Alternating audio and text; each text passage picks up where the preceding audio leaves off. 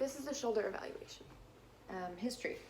I would establish the mechanism of injury, the pain and location of the patient's, or the location and duration of the patient's pain, what type of symptoms they have, any prior history that they have, what the symptom patterns are, what the patient's workout patterns are, and a presence or absence of any other body type injuries. Inspection. I would inspect for scars, discoloration, deformity, swelling.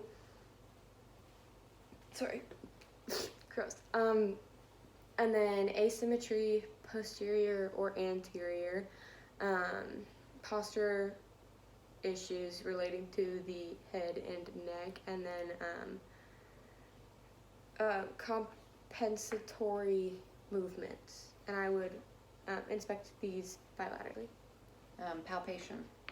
I would palpate for swelling, point tenderness, and deformities. Palpates bony and ligamentous structures, the SC joint. Okay, you have to put your arm down now. Hold on, I got it. What is the S? Oh, sternoclavicular ligament. Okay, that's right here. The clavicle. That is the clavicle. The AC joint. The acromioclavicular joint is here. The coracoid process. This is the coracoid. Humeral head and shaft. That is the head of the humerus. You can't see it. Is underneath in the shoulder, and then the shaft is the humerus. Greater tuberosity. The greater tuberosity is right here. Bicipital groove. The bicipital groove is right here. I hate that. I poked myself in a really hard one. Spine of the scapula. Rotate here. Scapular borders. Both of them. Medial and lateral. Palpate soft tissue structures. Deltoid. Deltoid. Pectoralis major. Pectoralis major.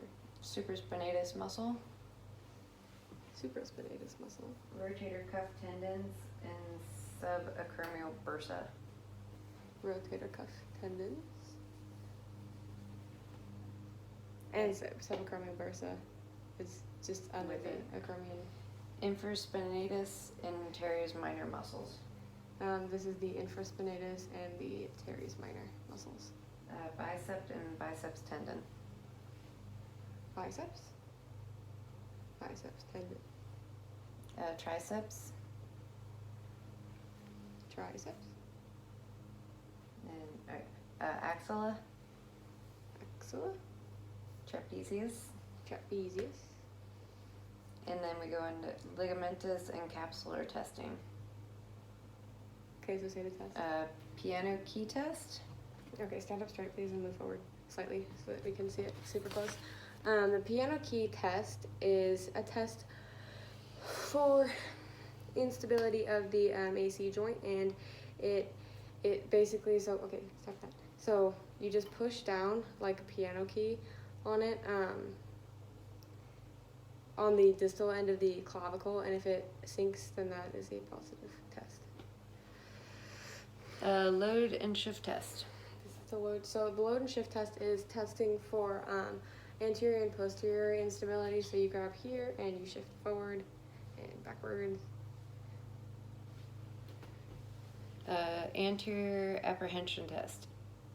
Okay, so the anterior apprehension test is you go a 90-degree angle like such, and then it's testing for the kind of humeral instability. So, and then we're gonna just externally rotate. Am I resisting? No, don't resist. Just do it. Yeah. Okay, and then posterior apprehension test. The posterior apprehension test is testing for instability as well, and it's 90-degree angle, and then you go down. I think the other one might have been like that, but yep. Sulcus sign. Okay, the sulcus sign is testing for glonohumeral instability as well, and basically you just hold on here and just pull the arm down. And if it pulls out, then that is how you know you have a sulcus tear. Thank you. Special tests. Yeah. Empty can test.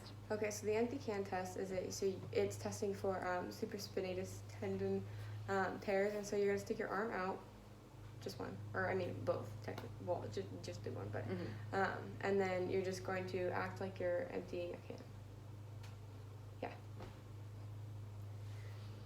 Hawkins-Kennedy test.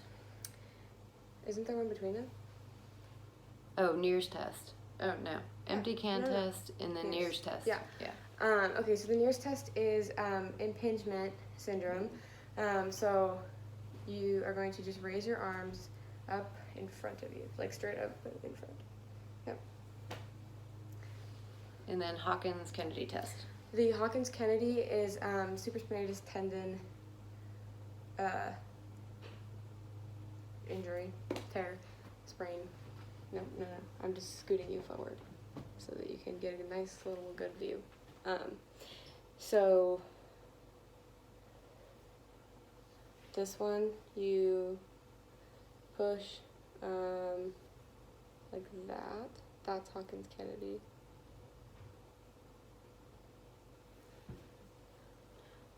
Drop arm test. Okay, so the drop arm test is basically you're just gonna, it's a rotator cuff test, and you're just going to raise your arm out and to a 90-degree angle, and then slowly resist it, or just like lower it. And if your arm were to give out, that's when you know you have a infraspinatus injury. Speeds test. Okay, speeds test is a biceps tendon strain test. And so basically what happens is you stick your arm out, and then arm push down, and you resist. Resist better. Okay, that is speed. Oh, and then I would perform these tests bilaterally. Final statement. This was the, wait, do I have to say? I think I have to say. This concludes the shoulder evaluation, and I would report my findings to a certified athletic trainer.